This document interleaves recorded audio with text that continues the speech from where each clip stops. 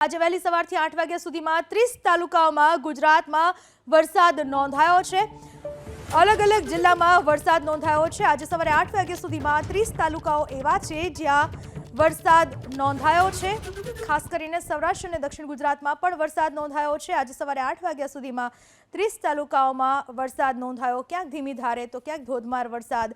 મહીસાગરના લુણાવાડામાં 4 inch જેટલો વરસાદ ખાબકી ચૂક્યો છે, તો અરવલ્લીના મોડાસામાં 2 ઇંચ વરસાદ વરસ્યો। મધ્ય ગુજરાત અને ઉત્તર ગુજરાતમાં પણ વરસાદી માહોલ જોવા મળી રહ્યો છે।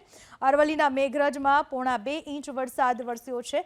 મહીસાગરના ખાનપુરમાં પણ 1.5 ઇંચ વરસાદ વરસ્યો છે। વરસાદ વરસતા વાતાવરણ ઠંડુ જોવા મળી રહ્યું છે। મહીસાગરના વીરપુરમાં 1.5 ઇંચ જેટલો વરસાદ વરસ્યો છે। અરવલ્લી મહીસાગર જિલ્લો જ્યાં વરસાદ વરસ્યો છે, તો છોટાઉદેપુરના ક્વાંટમાં 1.5 ઇંચ વરસાદ ખાબક્યો છે। વરસાદ વરસતા ક્યાંક પાણી પણ ભરાયા છે। ગાંધીનગરના દહેગામમાં 1.25 ઇંચ વરસાદ વરસ્યો છે।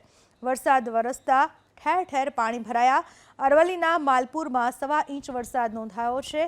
બાયડમાં 1 ઇંચ વરસાદ નોંધાયો છે। આમ જોવા જઈએ તો અરવલ્લી સમગ્ર જિલ્લામાં વરસાદી માહોલ છે। છોટાઉદેપુરમાં 1 ઇંચ વરસાદ વરસ્યો છે। અરવલ્લી અને છોટાઉદેપુરમાં વરસાદી માહોલ, તો ખેડાના કપડવંજમાં 1.5 ઇંચ વરસાદ વરસ્યો છે। વડોદરાના ડેસરમાં 1.5 ઇંચ વરસાદ વરસ્યો। વહેલી સવારથી વાદળછાયા વાતાવરણ વચ્ચે અનેક જગ્યાઓએ વરસાદની શરૂઆત થઈ ચૂકી છે। ખેડાના નડિયાદમાં પણ 1.5 ઇંચ વરસાદ વરસ્યો અને તેના પરિણામે ક્યાંક ક્યાંક પાણી પણ ભરાયા। પાવી જેતપુરમાં 1.5 ઇંચ વરસાદ વરસ્યો છે। મધ્ય ગુજરાતમાં વરસાદનું આગમન, જ્યાં જુઓ ત્યાં ધીમી ધારે વરસાદ છવાયેલો જોવા મળી રહ્યો છે।